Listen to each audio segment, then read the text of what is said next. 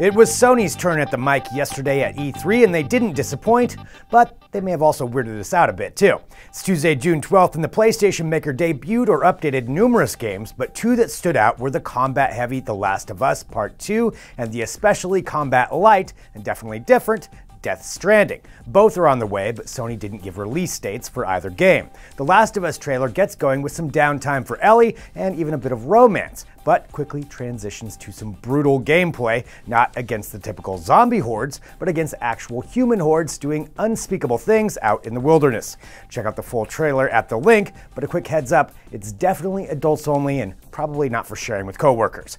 Stranding, despite the title, looks to be quite the opposite experience. Set in a bleak but beautiful open landscape, it traces the perilous journey of a delivery person of sorts, traversing a wilderness populated by misty ghosts, only detectable by a special light attached to a baby that is encased in some sort of special fluid.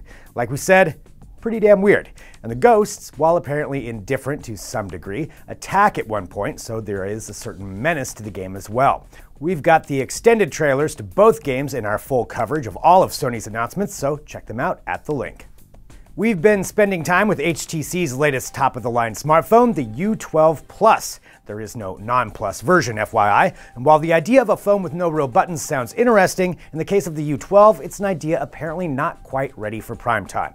That's not to say the U12 Plus is a bad phone. It has a solid camera, great sound, and a big battery, among other positives. But the digital button approach has translated into endless interruptions while using the phone, as they are too sensitive. That, in our review unit, came weighed down with bloatware, which didn't help performance. But still, the design is a nice blend of weight and size, and the back case is semi-transparent glass, which is cool, but it also means there's no wireless charging option, a pretty big miss in an $800 phone. Check out our full review at the link.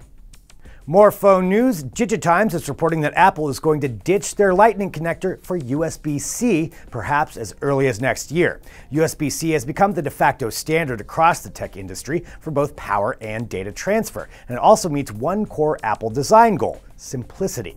Unlike USB, USB Mini, and USB micro plugs, USB-C doesn't need to be plugged in a certain way, and it's both small and up to the data transfer and power specs Apple requires from the Lightning cable.